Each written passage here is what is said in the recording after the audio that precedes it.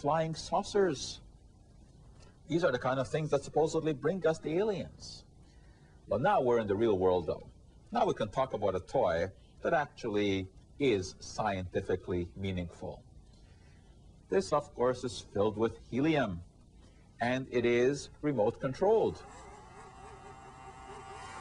It comes forward, goes backwards, it can rise, it can even spin around. Now, that's kind of neat to play with, isn't it? What we have here is one of the neatest toys that I've come across in a long time.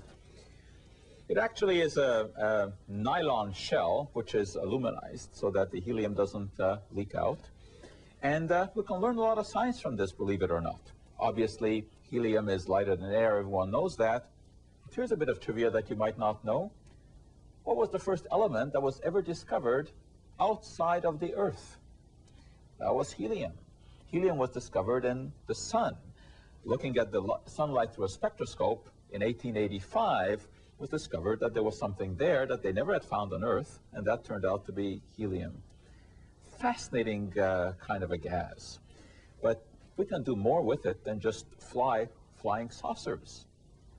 We can fill balloons like this, blimps. Now we're getting into some real science. Both the flying saucer that we saw before and this blimp are made by a Canadian company called Dragonfly, so we can be kind of proud of that. But look at all the science that we can learn here.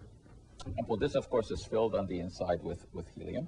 Helium is a gas that can be maintained at a very, very low temperature. The boiling point of helium is lower than the boiling point of any other material that is known. So it's used as a coolant. In fact, it was used as the coolant on the journey to the moon to keep liquid hydrogen and liquid oxygen at the proper temperature. And that actually determined how long the astronauts were able to stay on the moon. As soon as the liquid helium would have boiled off, so would the hydrogen and the oxygen, and they couldn't have come back. This is a blimp, quite different from a Zeppelin. A blimp is just one large bag inside filled with helium. A Zeppelin has many little compartments in it. Everyone knows of the Zeppelin, mostly because the Hindenburg exploded in 1937. But believe it or not, Zeppelins are now making a comeback. The Zeppelin company in Europe, in Germany, is actually making some new flying devices. Zeppelins, not quite as big as they were in the early days of the century, and of course they are now held aloft by helium instead of hydrogen. This neat little Zeppelin prototype has 3 engines, you can see, and they are individually remote controlled. So we can fly it up, down, backwards, and forwards.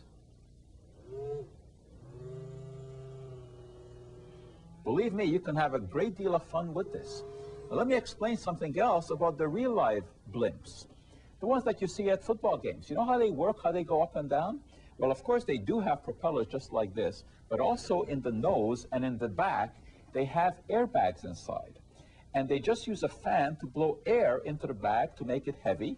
When it gets heavy, it goes down. They expel the air, and it goes up. We can learn an awful lot about flying blimps with this remote control little device.